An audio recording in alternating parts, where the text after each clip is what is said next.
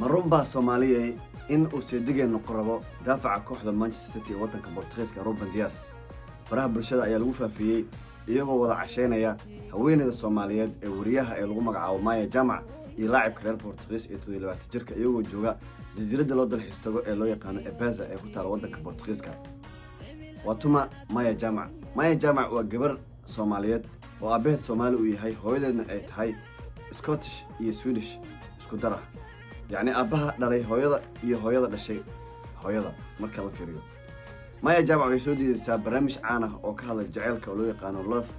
Island oo ka baxa television barnaamijkan ayaa isbara dadka jaceyl doonka ah waxaana barnaamijkan uu dhiirigeliyaa dadka inay isbartaan jaceylna xiriir ay sameeyaan iyagoo ku tartama dhoola cadeynta iyo sidoo kale xamaasadda jaceylka Maya Jamac waxay ku dhalatay magaalada Bristol ee dalka Ingiriiska waxaana dhalay Aba Jamac oo noloshiisa ku qaatinta badan xabsi kadib markii loo diiwaan geliyay rabshado dagaal oo ka sameeyay halka ay ku wada noolaayeen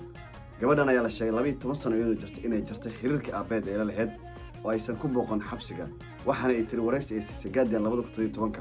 maana dareemin aabalaan sidoo kale maana dareemin wax dhibaato ah oo aabahayga inuu iga maqan yahay ku saabsan sababtu waxay tiri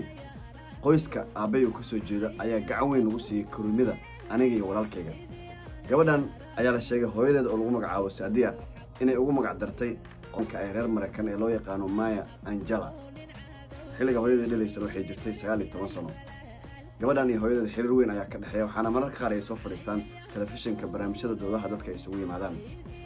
Maya Jamac waa 30 jir waxaana ay kala tageen nin caan ah oo madow ah oo fanaan ah Soomaaliyeed soo aragtaan seedigeen noqdo laacibka caanka ee reer Portugiis